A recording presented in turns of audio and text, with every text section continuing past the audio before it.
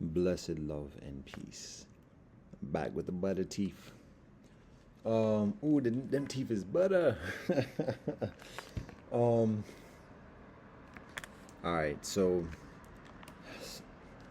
we not boiling rice right now. It would be beneficial to, but we're not gonna do that this month. We're just gonna do this joint. We have a pause in the work, and again for other things to share. So first joint, we say it like this: we not mad at y'all, whoever y'all's is. We not mad at you. Um, whatever ethnicity, whatever religiosity, whatever level of tripping, and otherwise, whatever level of demon wrestling and otherwise, not mad at you. When cats is tripping, we gotta we call it out. When cats is hurting other cats, we call it out. When cats is hurting kittens, we call it out, and we do our duty in standing up. It's no hate.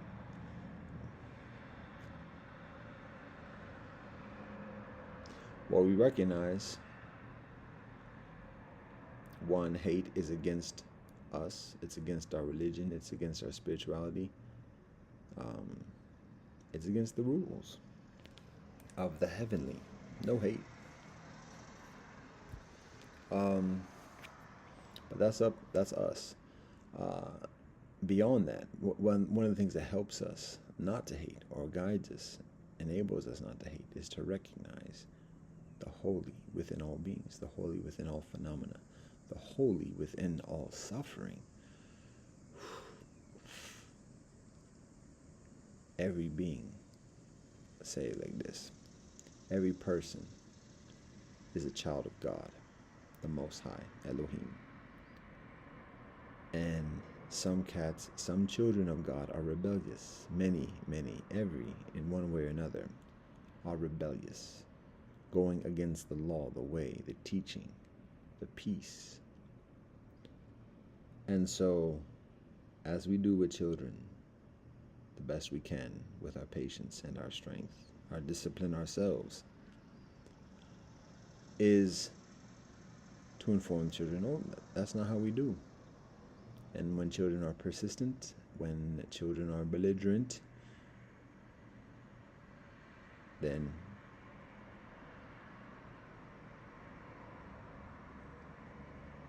we adjust our discipline accordingly. That's a little bit convoluted there, but peace and blessings. So, point is, all that talk. All right, that's the intro. Gray skies today, overcast, midsummer, warm but cool, breezy. Humidity down a little bit. It was higher up. We're in a cold water rainforest, in the Great Lakes of the Western Hemisphere.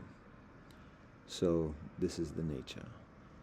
Now, not mad. What does it have to do with what?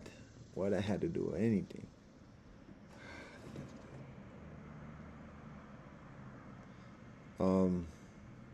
I guess I'll just jump to the next joint. I might have covered that or whatever, but everyone is a child of God.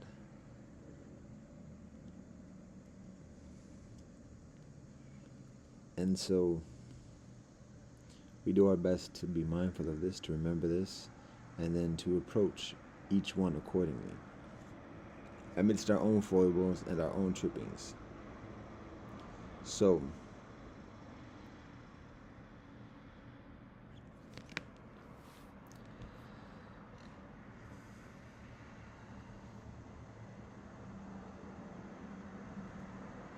all right. I think there was something else before this one, but we're just going to get into this one. And I mentioned this yesterday when I'm out in the spot, and then I think also when I'm falling asleep here yesterday evening. Still sleep in the eye, yes. And now looking like the eyes are somewhat weary, to be honest. Circles and weariness. Looking at the screen a lot in the past few weeks. with projects and these joints. So that's weighing on the eyes. See it, looking at this devil screen, at myself. So that does put a strain on the eyes, particularly the further delicate eyes. So, oh, so delicate. Anyways, continuing on, what we got to say, what I said before, further detail, 4 points to it. Here we go. Now this is just the second joint. 4 points to the second joint. Here it is again.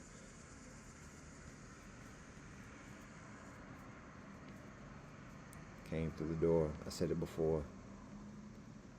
The sparrows are on the terrorist ledge, hypnotizing the core. Blah, blah. All right. And we're not fazed by that raising of voluminous voicedness. Here it is, the four cosas, cuatro cosas for this joint. What I said before is that y'all need us further than we need y'all. Now, that's a very heavy statement, because in this walk of spirit and balance and otherwise, there's a recognition of the synonymity and the equality and further. However, this is what we're talking about, and this is actual, this is beneficial to recognize. And it's not better than or worse than, but y'all, who's y'all, who's we? Let it listen and let that speak for itself. Y'all need us further than we need y'all. What that is, why that is. Amidst these mosquito bites. Do we need the mosquito bites further than the mosquito bites need us? Whatever. Like this. 4 parts to that. 1, you're holding on to life. Clutching strong onto life. It is what it is. Not only that, though, you're clutching on to, and I'm saying you, I have to be very mindful of this about the second person, but this is beneficial, and it's to whom it applies. So for those of us to whom it does not apply, patience and understanding, but then you already know. And for those to whom it does apply, and for those for whom this is somewhat antagonistic or whatever, it applies to you. So there we go. Why? You're holding on to life further than we are. But for holding on to life, it's not even a matter of comparison to us too tough. You're just holding on to life very strong, clutching strong onto life. Not only that, though, the second part is that you are clutching on to a lot of the bullshit in life that you do not need. The intoxications, the pleasures, the pollutions in life. You're clutching onto that even and uneven. Numero tres is that in order to hold on to those things, life and the bullshit, you need to live together, to work together, to cooperate together. And you're not doing that. You don't know how to do that.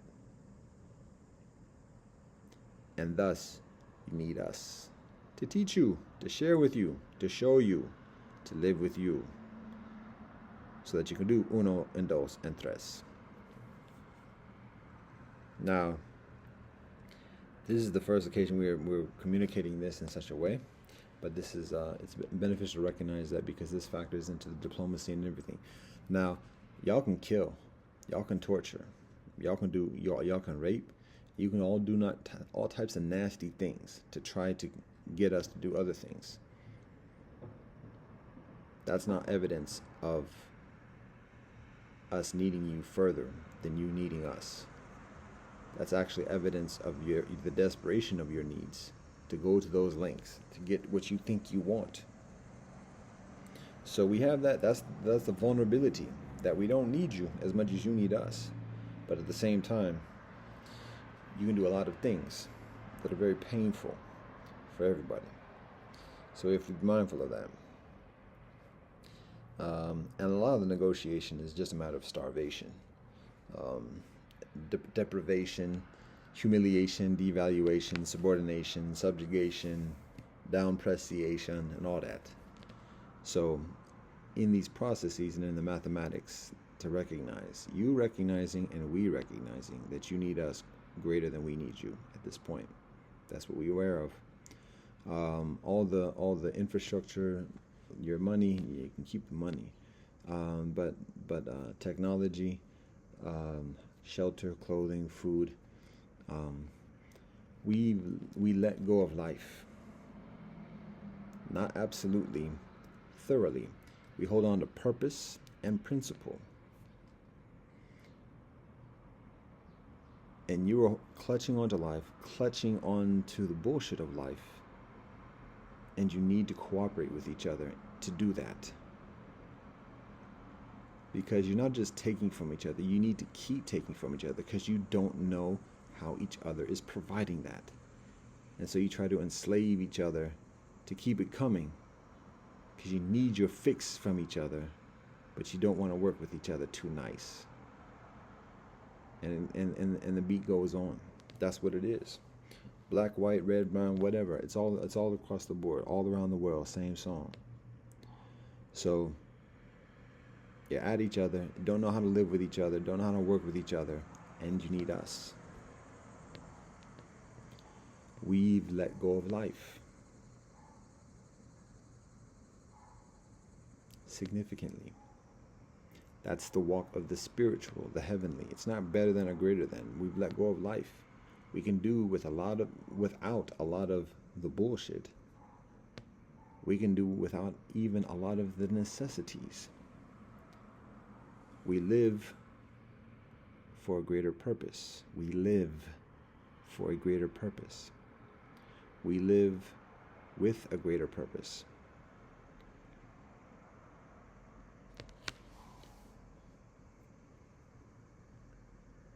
So one way of looking at it is like being in a room full of gold, just gold coins, gold bars, gold powder, all types of gold, bling bling, gold rings,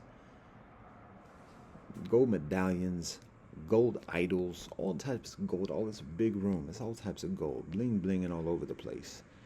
And it's filled with gangsters. And gangsters is a free-for-all. Take as much gold as you want, but it's gangsters in the room. So everybody's like trying to get as much holding as much gold as one can, grabbing it, trying to get out the room, and then bop, getting at each other. However, whatever the devices are, cannons, the 6,000 rounds per minute, airplanes swooping in, trying to get into the room and trying to get out the room, bombs being dropped, genetic, DNA, biological chemicals being ingested and injected and whatever. Everybody's trying to get at each other in the room and at the same time grabbing as much gold. When kinfolk are not trying to grab gold, it's easier to get out the room. Sometimes we got to go back into the room because there's water there too.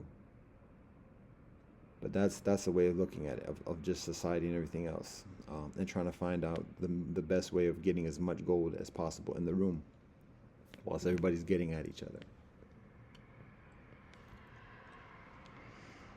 When we're not trying to grab all the gold, it's easier. It's easier to see everybody else, what their techniques are, what they're doing, and everything else like that. When we have to be in the room. Otherwise, we bounce. We found the doors. We found the ways, the permeations outside of the room. The peaceful sleep. When there ain't no guarantee of what's going around one's body. In the readings this week, and from the Upanishads specifically, speaking of that, in the sleep beyond the dream, and oneness with Creator. So, and that's without anger, that's without jealousy, that's without hate,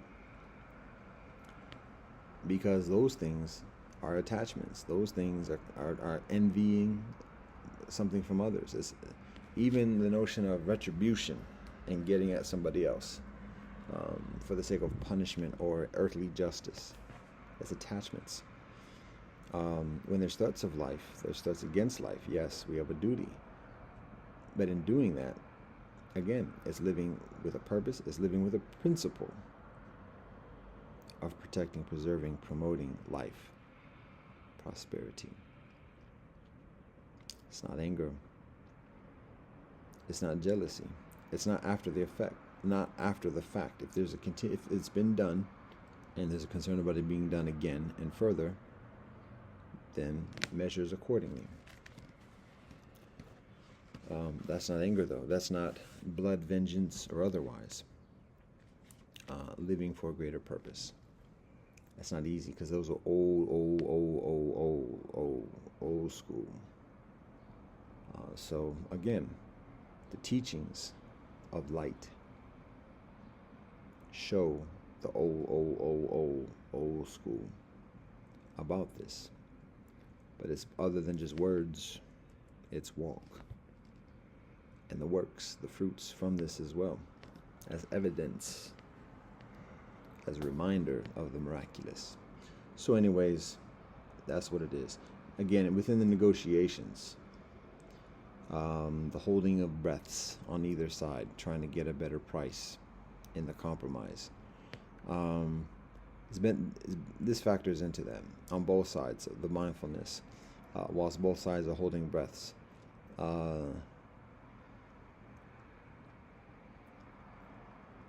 Because in that kind of like just that primitive trope, and primitive is different than primal.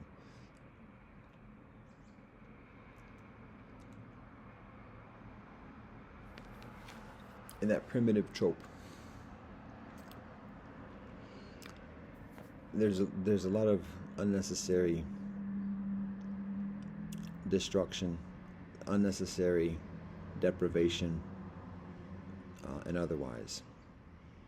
So that's one of the reasons for this being communicated, because very often people have gotten intoxicated beyond the prudent mathematics of being of discerning how long one can hold one's breath and what there may be when one breathes again. Particularly when one perceives having some kind of supreme, greater advantage or otherwise. And losing sight of many of the attachments. So that's one thing. Another thing, I'm just going to jump to this because this was what occurs to me. I think there's some other things, but we'll see what happens with the memory and recollection.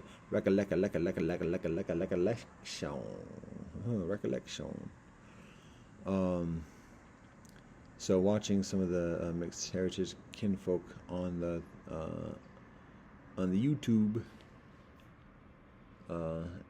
it's not even the idiot box. It's the devil's screen. We've gone from the idiot box to the devil's screen. It's very difficult to argue against that one, I think, too, to be honest, because that's applicable to whoever is utilizing it. So it is a very strong charged reference, but at the same time, it's actually rather appropriate, accurate, applicable.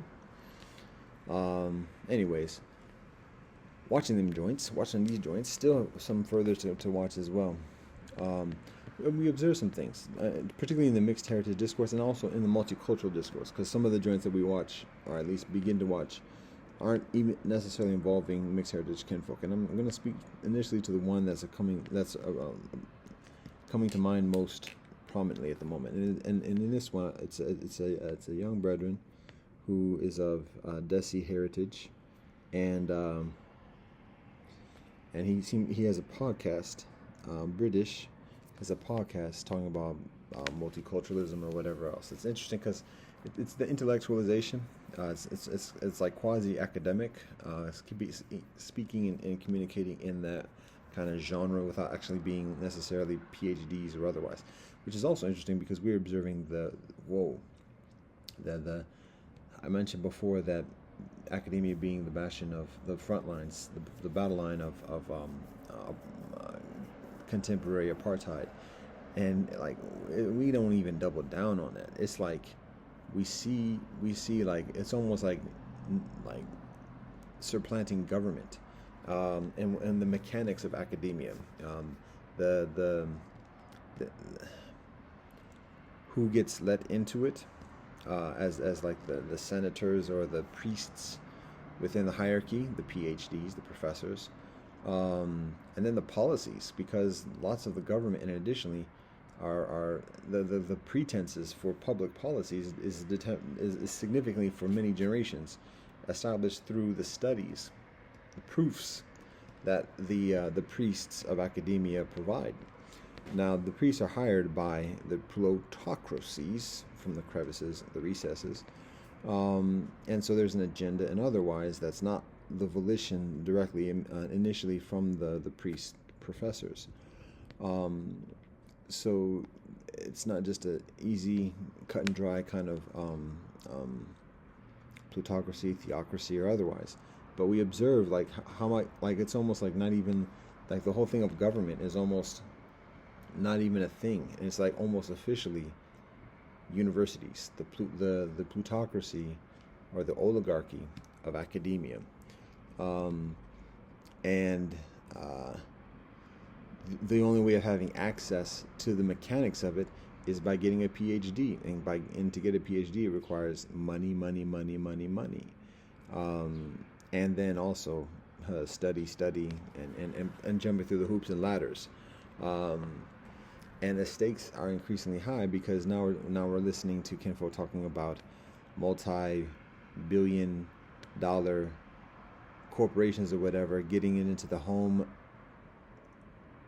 house ownership business, and raising the rates of it so that for individual families the pricing becomes way too high to be able to do that, and so thus resort towards renting, um, and like the rigidities and the obviousness of feudalism is just like it's pervasive, but at the same time, in terms of organizing and communicating and otherwise, like people have to revert to technology, and it's interesting kind of balance or binary, because a lot of the technology is predicated upon the mechanics and the authorities of academia, whether it's business people with degrees who've already been initiated into the fold one way or the other, and the subordination, or whether it's entrepreneurs that buck the system, do their own thing, and can like wield power within the internet government,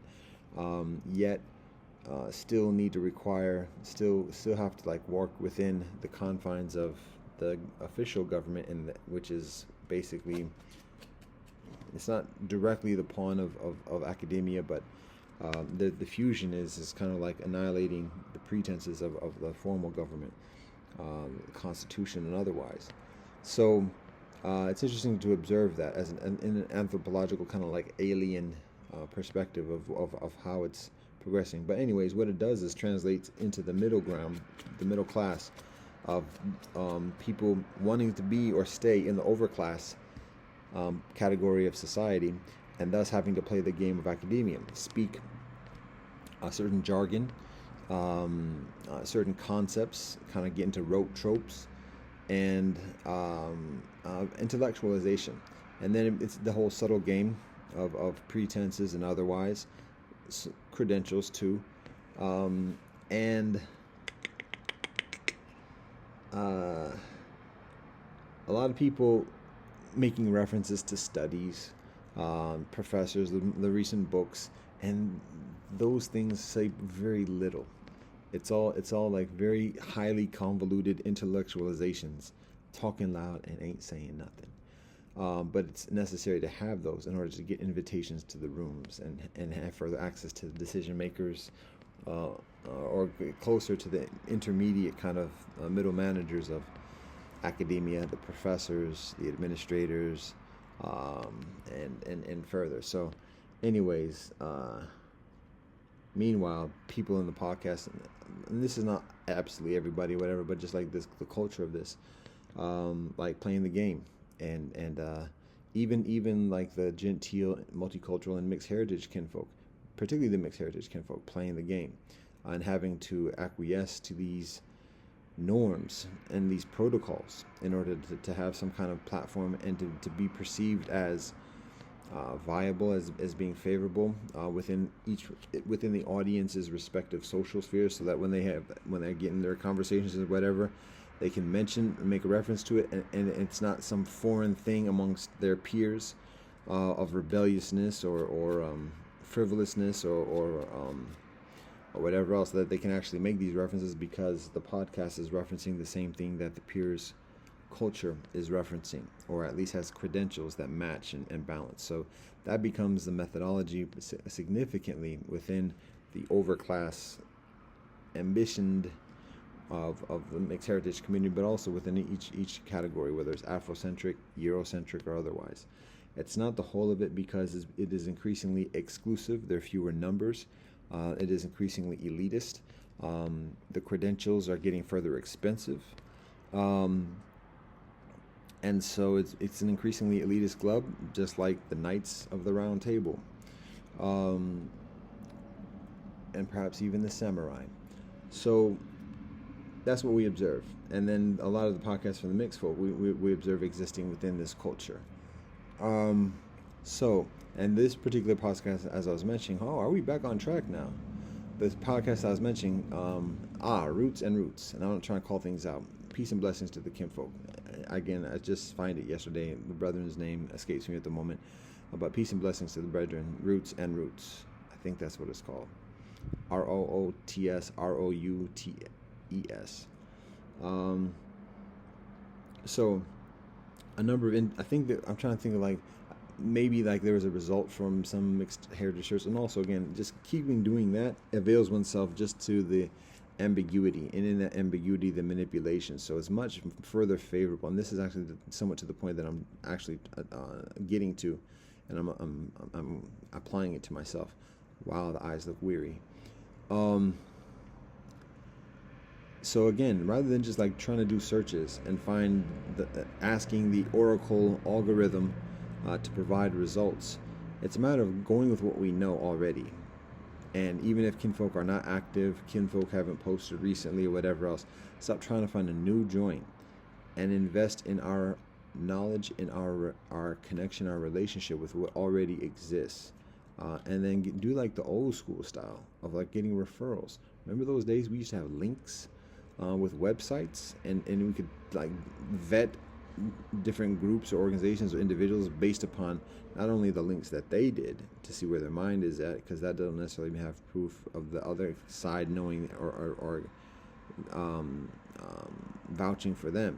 But when we do know a group that's like very legit and they have a link to another group, I say, okay, no, we got their link from so and so. We don't even have that these days.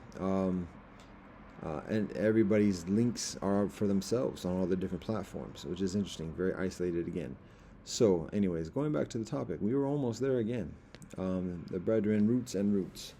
It might have been the result of a search thing, and watched maybe a minute or so of like a conversation based on the title. Seemed interesting, not knowing if he's mixed himself per se. That's not necessarily the criteria. We look at what people are talking about. Mixed, if the explicit proclamation is mixed, that's obviously has relevance within this particular sphere of our work. But it's people who also have the mindset and just are conscientious and interested in the experience of worldness, of one world, uno brazo. So based upon that, it seems like he has this type of mindset, and not him and his crew around him. So we download a few of those videos, and then looking at the video, and this is a little bit of a harsher critique than what I was intending to. It's the same critique I was intending to share, but it's a little bit harsher since I've already specified the brethren and the podcast. Not necessarily trying to mince words or whatever, but it's a little bit further. It's a little bit somewhat candid after already revealing like the specific kinfolk involved.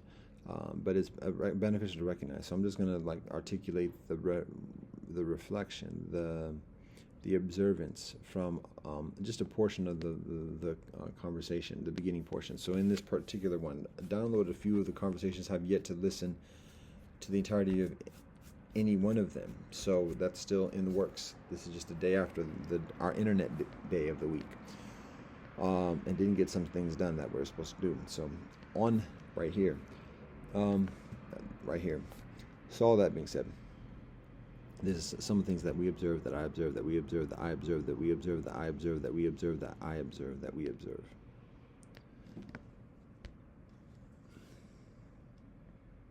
Weary eyes. Weary eyes. Weary eyes. Oh, that's funny.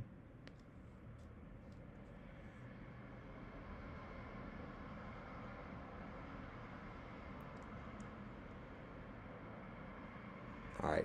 Off that. With that. Beyond that. Continue that. Let's go. What we observe is the brethren has a conversation with the sister. The sister seems to be maybe a few years older than him. Just that's observance. And I could try to like clean that up by describing her as attractive or otherwise, but just letting go of the whole, just being matter-of-factly about this. So she seems to be somewhat older. Maybe he's in his mid-20s. She might be in her late 30s, and otherwise. And that's not shade. That's just an estimation, being factual.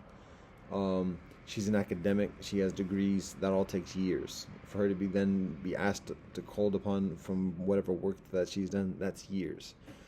So that's the basic mathematics beyond just the physical appearance, and it's just the face that's being shown in the podcast situation. So anyways, listening to the back and forth, he doesn't seem actually to be mixed. He seems to be Desi and beautiful. Namaste. Still dealing with the same topics that he refers, or his group calls it interculturalism, and that's a lot of the language that is utilized. It wasn't intersectionality, which is his own politics. I haven't seen that trope in the website or the platform. It's a YouTube thing, but it's a podcast, so there might be other platforms.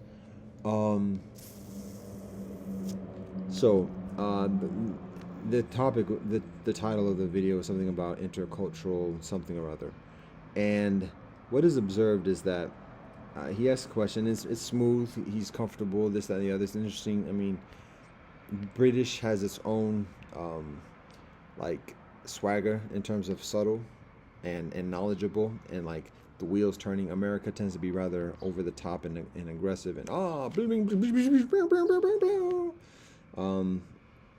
yeah. So he's kind of in that British kind of diplomacy, relaxed kind of trope. I keep saying trope vibe. And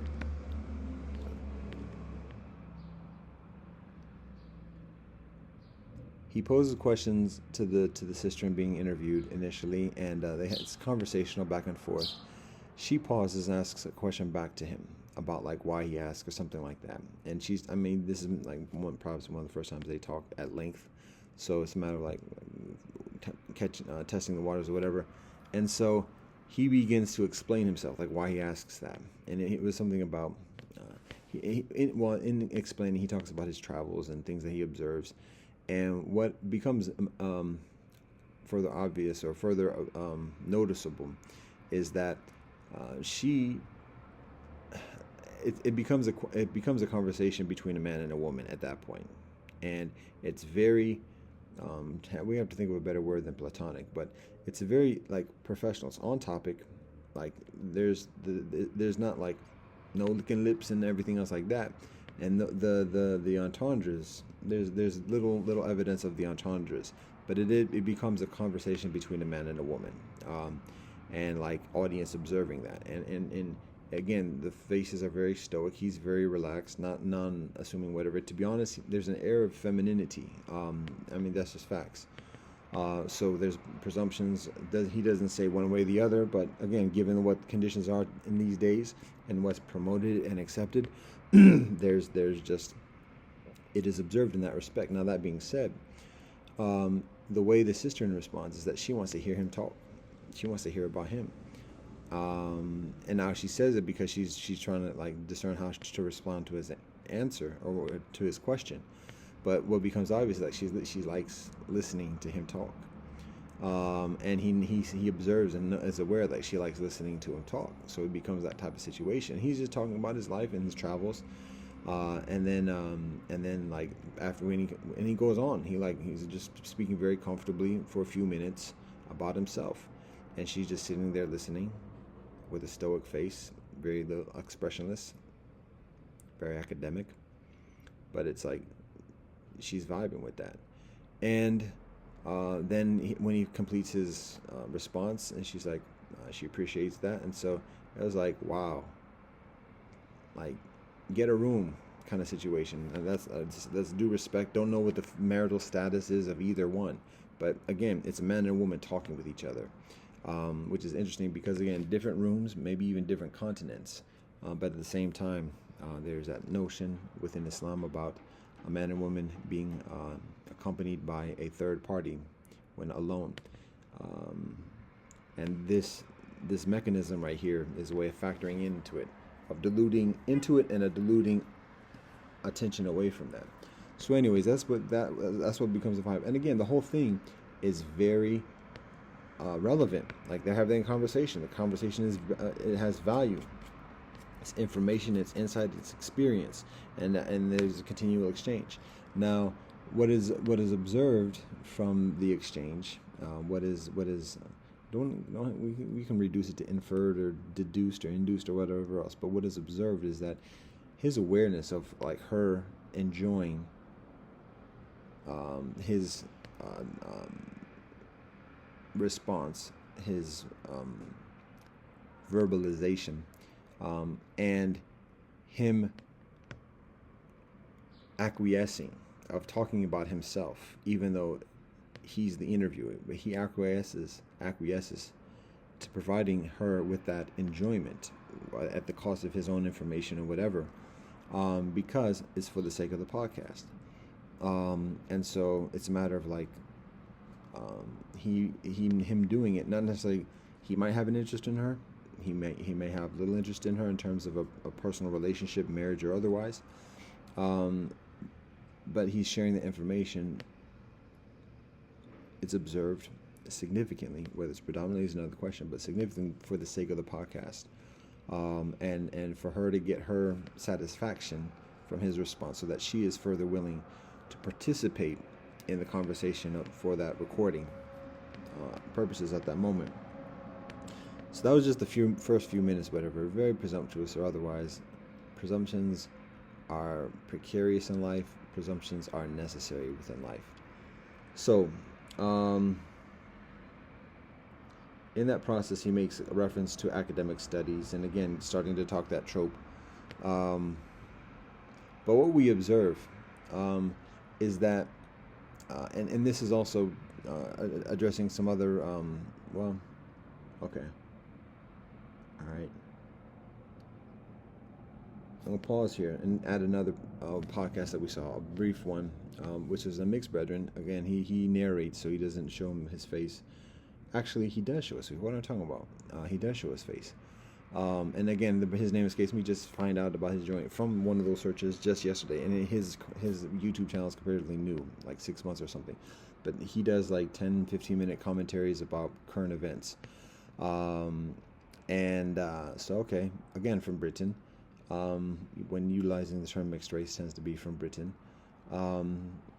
And he's doing a commentary on the joint. Oh, he does his one of his videos was on the topic of England in the recent Euro competition, and the racism or the race politics concerning the criticism towards the England team not winning the whole thing, and that the nationalist perspective, having like the nostalgia of the 60s Bobby Charlton squad, and basically the all whites. If England in the 60s is the all whites, New Zealand today is the all blacks, then England of today is the all mixed, all grays, all something or other. I mean, I'm going to do all rainbows. That's for the captain armbands of Barcelona or something else. But that's not shade. That was just a way of like getting away from that. Anyways, whilst getting into it, blada. Anyways,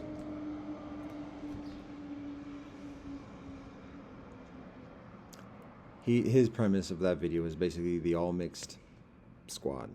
So okay, the first, just finding Autumn, he seems to have, I saw one video before, so he seems to have some intellect and some like relevance and everything. So at the risk of the presumption of this, at the risk of this being accused of being like the mixed superior kind of thing of like an all mixed squad over it, he's just giving commentary, and he's looking at mixed players from the or not just from the Premiership, but English nationals, English players who would qualify for the English team, the national team, who are mixed.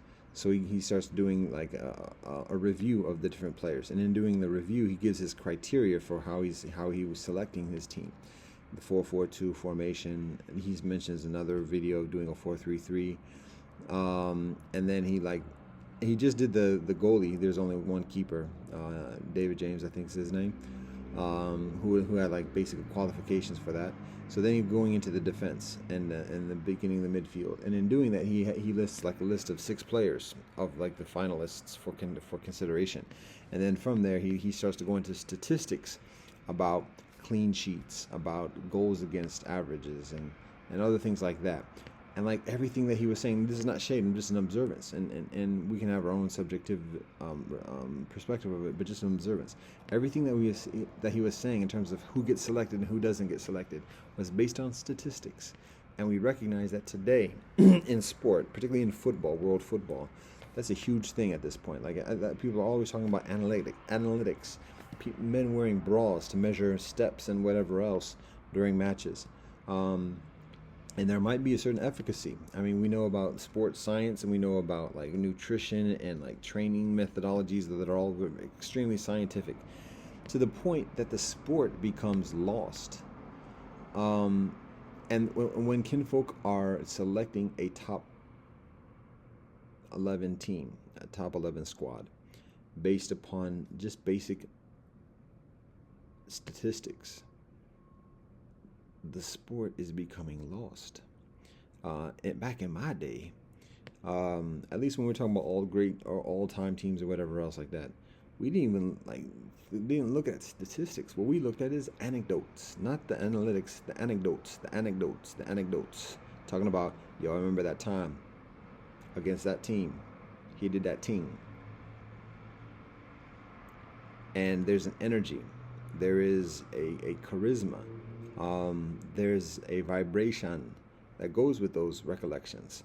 To speak about the player as a player, the chemistry, how about that? The chemistry between the players, how that gets along, recognizing that the team is greater than the sum of its parts. And the manager has a significant role in that. It's not just a matter of the calculations. And then, okay, this is the equation that we've gotten. Formulating a dream team, and then getting a manager who knows how to manage a dream team. That's not the sport. That's accounting. So that's what we observe. That this is, and again, this is not just this episode, this brethren, but we recognize that as like a huge thing within the fan channels, and additionally, looking at statistics and making decisions based upon statistics, making evaluations based upon statistics. And we just recognize that this is part of a larger culture of life, about looking at boxes and making decisions about life according to the boxes and statistics and demographics, rather than actually looking at beings and the nature of beings, and understanding the nature of beings and the nature of relationship accordingly. So we have a vehicle parked right in front again. It's not unusual, but at the same time, it is rather unusual how it's parked now, because it's not acting like it's working. It's one kinfolk just parked in front of the window, not necessarily antagonistic or otherwise, but very prominent. The people who do the landscaping usually park on the cut on the side, and then just unload the vehicles to do the work and continue on. This one is parked again right in front of the window, not visible at this point.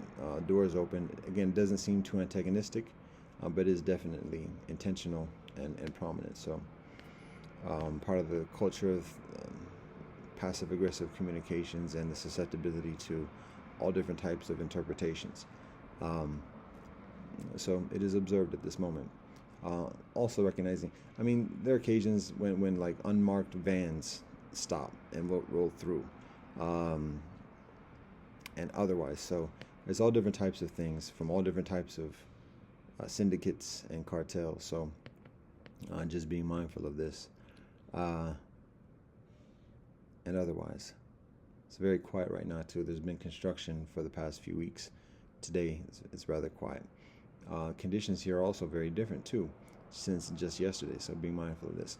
Continuing back into the story, we observe the difference of just culture of how looking at things, whether it's sport or whether it's life, by looking at it significantly. Youth, the younger generation, looking at things significantly and predominantly just as statistics, as math and science, rather than looking at it as nature and relationship, and making a lot of miscalculations and inaccuracies, and then instead of acknowledging that, like doubling down and then endeavoring to prove why there was that inaccuracy by further statistics and mathematics. And that's different from the medicine. So that applies to the brethren making his top 10, top 11 selections for the all mixed squad for England. It applies to the brethren from India in England, talking with the sister about interculturalism. And in that respect, in the intellectual context, again, in a lot of the observance that he was making, it was again observance concerning aesthetics of behavior, aesthetics of interaction and activity, rather than substance. Now, his premise for his podcast is actually commendable in terms of looking at generational experience that lead to today, and it's also in the context of occupational ambitions, and additionally still working within like the constructs of imperialism. Yet, I mean, there's validity. There's we observe some prospect of validity and learning and otherwise, and he describes that. But when she asks him the question about why he's asking, and additionally, rather than speaking to it like a sense of purpose or commitment, and that's probably the like what we're looking at in terms of like substance, instead of talking about those that kind of like experience as the foundation that the vehicle drives off now, and obviously, like in these scenarios, it could have been a lot of different things. Could have been just like looking for directions and needed a quiet place to da. But that's how the game works. There's all different types of reasons why people that can be explained, or that can be utilized to explain why people do things, when the actuality is that there's something else. So, and it's not necessarily hostile. That was the energy. It was pronounced. And it could be just matter of where's his head at, where are we at with this kind of situation. So anyways, that's what it is. And we continue on.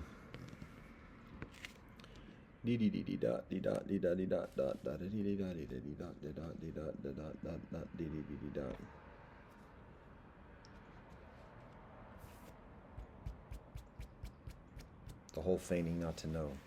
That was a recent joint as well. The benefit of the doubt. A brethren was referencing that the Magna Carta.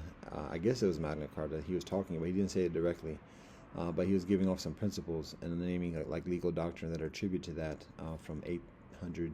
Is it 800? 800 years ago. And he mentions benefit, innocent until proven guilty kind of situation. Benefit of doubt. We don't roll with that. That's something that people with guns and swords and big weapons can afford to do increasingly. to hold off on shooting first and asking questions before shooting. However, when kinfolk don't have guns and swords, it's actually people don't have the benefit of the doubt to begin with. We have to be mindful of how much we accuse people, but anyway, we don't have the same luxuries of big sticks to walk softly like imperialist presidents, even if they called teddy bears. That's all reference. Anyways, going back to this. So just like the brethren with the football squad was looking at statistics as a way of selecting his squad. Like I said, back in the day, we look like, yo, I remember that player. Could I be specific with that? Even just looking at highlights of players, I can be specific about that and name another mixed kinfolk from Sweden. His name always happens. It always happens.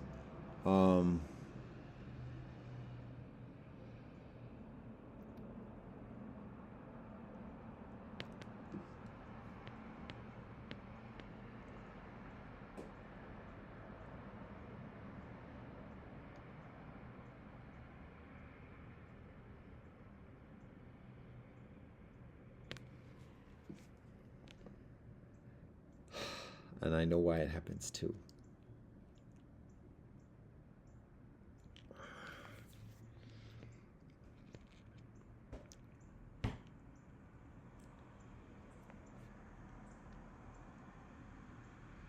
He's from Sverige, mixed heritage. Played for some big clubs, Ajax, if I recall correctly. Team from Scotland, the Celtic. Barcelona, even played for Manchester United. Adi. And I know there's one of the reasons why there's a block on remembering his name very readily, even though I reference him or I consider him a lot within terms of the mixed heritage work, because of his reputation of like a statesman type of situation, from what I know.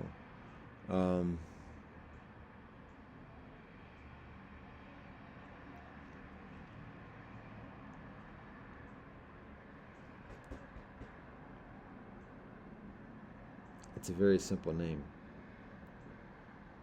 It's a Swedish name, but it's still a simple Swedish name in English.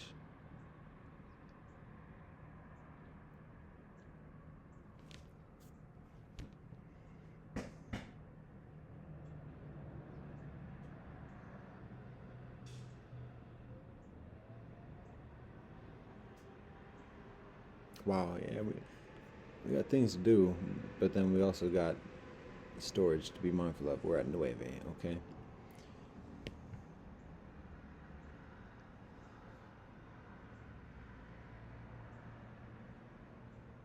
Emphasis on relationship indeed, away from statistics and boxes and impersonality. And can he remember who he's talking about? I can give you anecdotes though.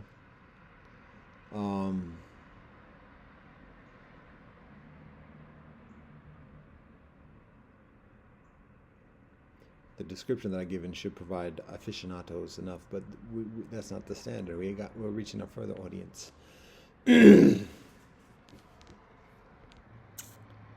Hadi.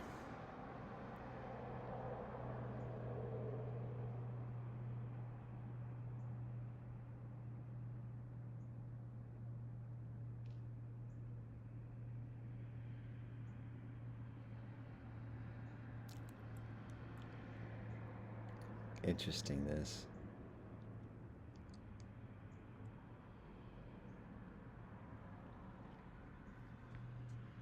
See, this is, and one of the reasons why I go through this at the moment is because I've already cultivated, even though I'm some old school and then didn't grow up with this, but I've already acquired that trait, that crutch of, I can't think of such and such. Oh, let me just Google it, blah, blah, blah. So it's like, well, hold on, let me work on this and remember it myself.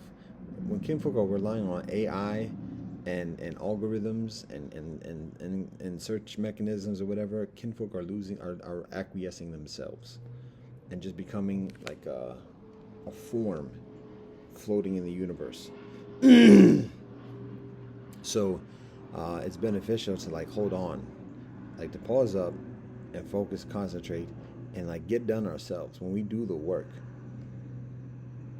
we live. Um, when others do the work, we relinquish. Some things we have to relinquish, but when it's unnecessary, when we can do it ourselves, it's beneficial to do it ourselves. So I'm not saying the reason why this is a block for me, why it's regularly a block. I'm focusing on doing it. I can see his face. Um,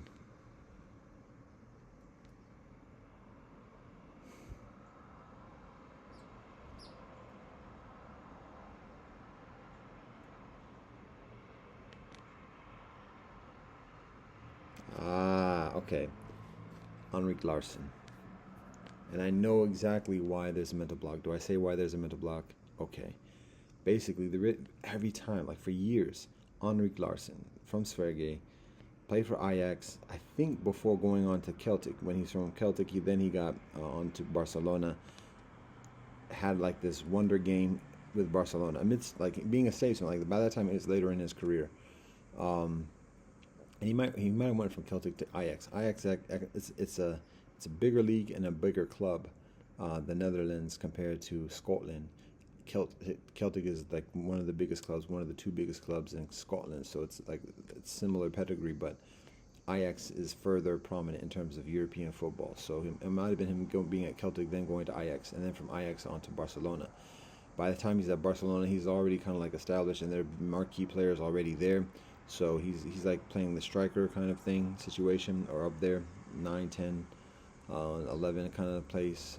And there's one particular match where Barcelona is losing, and he gets subbed in. He didn't even start. Gets subbed in, and then was the difference in the game. Scored one goal and had provided the assist in the other one. And the whole time, everybody's talking about the marquee players on the squad, biggest names in football at that time. And he just steps on, boom, he does his team quietly. And the players on the other squad was like, yo, they keep talking about so-and-so and so-and-so, but it's Henrik Larsson that won the game for them. So anyways, that's the type of, and again, it's a very Swedish thing of just like basically being very quiet about it, or otherwise unassuming, or otherwise. And one of the reasons why Alex Ferguson has such an interest in him joining Manchester, and this was towards the latter part of his career. And even then, Manchester United, Alex Ferguson recruits him, not recruits, but like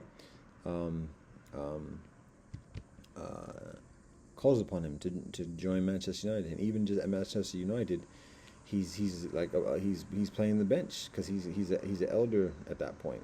But even then, like he's a presence and he has knowledge and further. And he decides like he plays for Manchester United with Alex Ferguson for like a year or a season or something like that. And then decides to continue on his own afterwards. So anyways, Henrik Larsson, one of the reasons why it's difficult is because he's mixed, and his appearance, he doesn't look like another player who has a similar name, but it's close enough. And that's what it is. And the other player with a similar name is a huge player in England, a rival with a rival club, and additionally, and so that plays into that recollection thing. So, anyways, all that being said, a mixed squad we're talking about, and making selections, and observing like the methodology for making those selections, being very mathematical, looking at statistics, and basically, and again, it's part of the air and part of like the premise of legitimacy of like why we're making these selections. It's not our opinion. It's completely objective. It's completely scientific. So you can't argue against this. You can argue against the statistics that we utilize, maybe, but like it's not our opinion. So don't get angry at us. Don't yell at us. Don't criticize us. Don't argue with us in that respect. It's all just purely science, and that's a lot of the trope within the culture, particularly amongst young people. When endeavoring to substantiate a claim or whatever, is referring to science.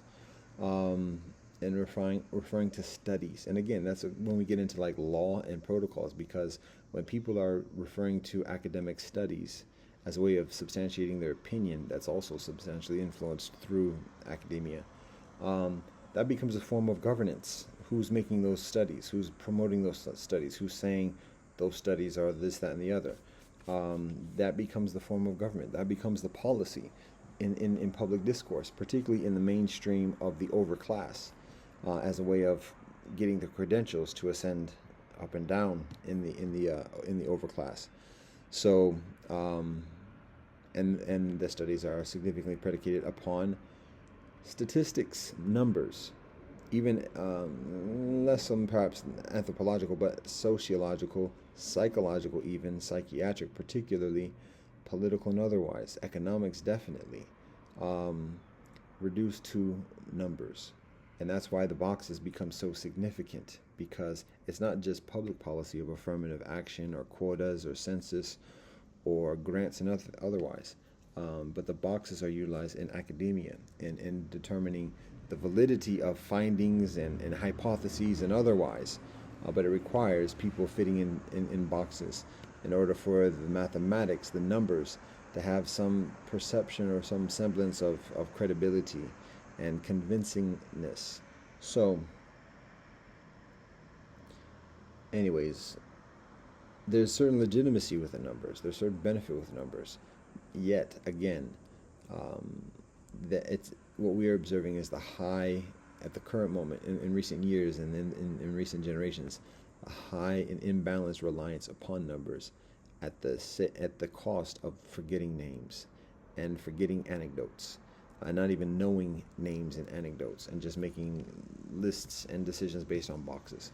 So that applies to the football squad selection. Instead of just looking at statistics, talking about watching matches and seeing what type of player that is. Just like I say with Henrik Larsson, and then how does his personality match with the Rio Ferdinand? Rio Ferdinand is a very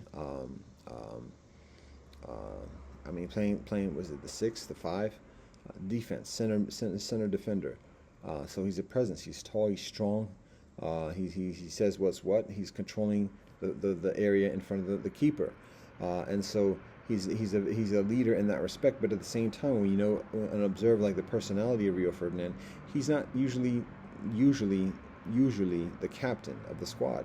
It's another personality. So he takes on that ownership of leading the defense, and like not unapologetic, unhesitating in that role. But in terms of being a leader of the entire team, very often in his career, what we observe at Manchester United through the years is that it's simply somebody else who takes on that onus, whether it's a Wayne Rooney, whether it's, I think Gary Neville was actually, and this is from listening to Overlap for a number of years, that being just this past year, but watching the club and then hearing the anecdotes from that.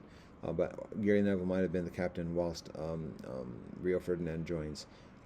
Roy Keane before him, but I mean, even probably actually Beckham was probably a captain at some point during Rio Ferdinand's tenure, and Rio Ferdinand might have been the captain at some point, but generally speaking, like he kind of defers, not necessarily intentionally or whatever, but just like he holds down the defense, working with Vidic and otherwise, and so he's a very strong personality. But for him to do that and hold that weight, what we observe is it's helpful for there to be another player on the squad who can be the number 1, number 10, number 1, number 10, meaning like the captain, and maybe a forward guard rather than another defender, but a forward person who would be like playing a different role on the team, but at the same time taking the weight of the leadership of the team primarily. So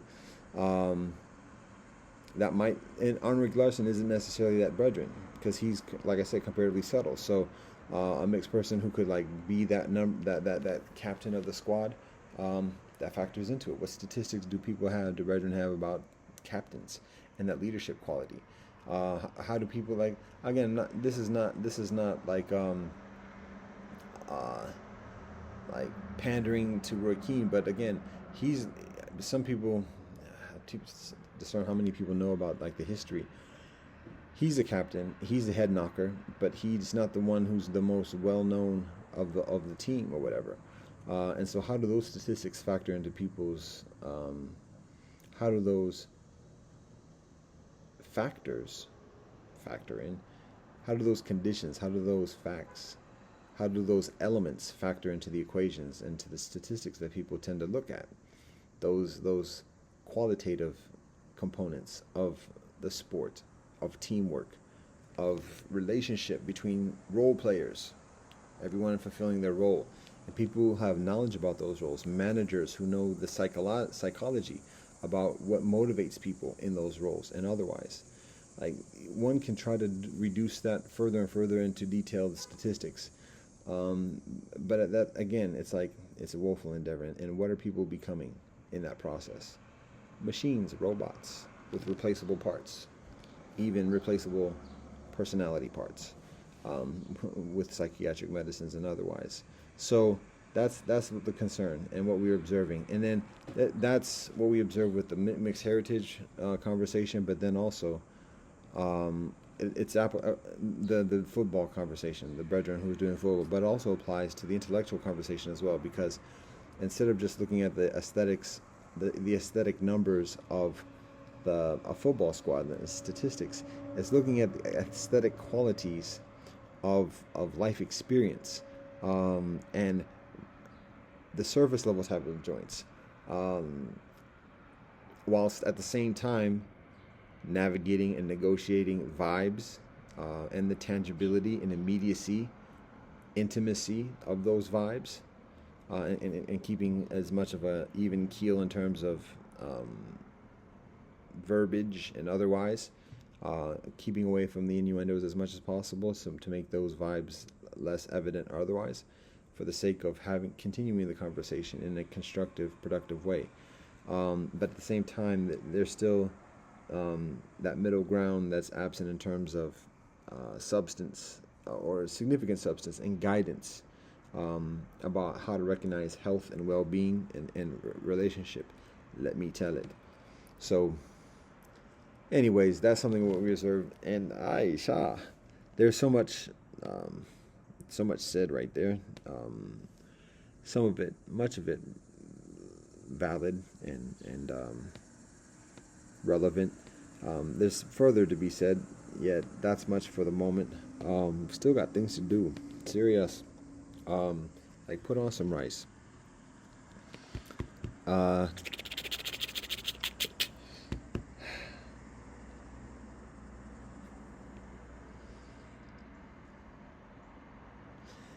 Again, when it comes to mixed kinfolk, and again, the brethren that I was referring to in terms of the intellectual conversation, he's not even mixed per se that I know of. So, like, it's less applicable. But in that in that environment of academic-based kind of discussion, reasoning,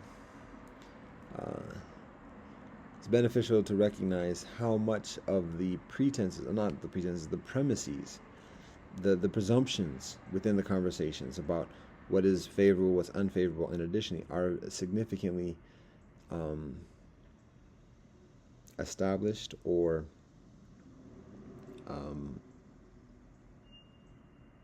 projected from academia. So it's not just even the statistics, it's a matter of framing or influencing the framework of what is considered favorable and unfavorable to begin with. I'm getting a little to the abstraction here, but again, a lot of it involves like the ideas, ideology, individualism, liberty, empowerment, and things like that. And once that becomes like the basic framework of presumptions within a conversation, then things are measured according to those experiences, even though those experiences actually have detrimental effects. It's not altogether bad. However, it is imbalanced, and it is a methodology for isolating kinfolk towards subordination. Like, I say that not all the time, but often, and it's repetition. However, and it's not even necessarily applicable to it, but the crux of the Brethren's podcast is for roots and roots. Because, like I said, one of the reasons why we look at that is because of the mindfulness of the generational intentionality of the discussion. We basically, I guess, what we're endeavoring to do is encourage the further consideration of ancestors. And again, it's like, wait, hold up, we got our own focus, which we ain't got time for all this and the other. We got to focus. We got to have some specificity in what we're doing. Yes, but at the same time, in that mindfulness of roots and roots, to recognize that those roots go further than just a few generations, because we also observe the susceptibility of the game of manipulation evolving from just going from just focusing on individualism towards immediate relations around individualisms, and so that's one of the concerns about of just like the broadening, but at the same time the limiting context and framework. So ancestors, in that murkiness, there is further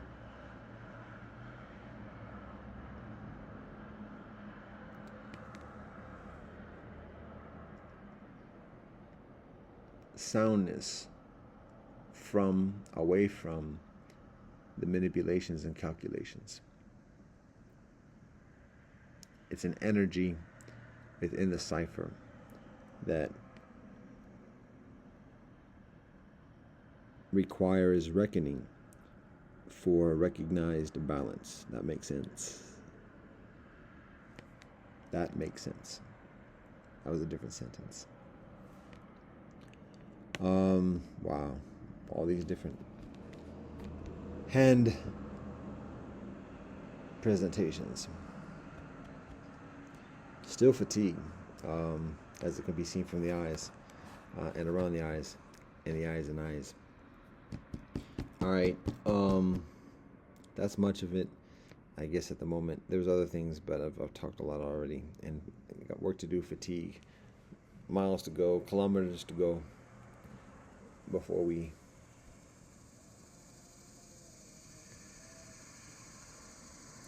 anything else pertinent, pressing, priority at the moment to share.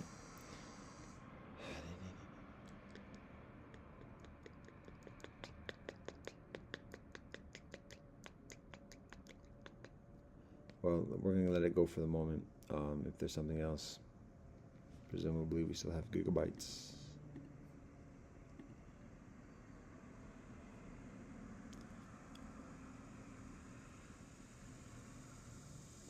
We know kinfolk, again, are children of God, the Most High Elohim. All kinfolk are doing the best kinfolk can. That is to provide us with patience with ourselves and with others. Not acceptance, not acquiescence, but patience and discipline to respond in a proper way, an optimal way, for the optimal well-being of all beings. With that said, as it is always, all thanks and praise to the Most High Elohim. Blessed love and peace in Rastafari.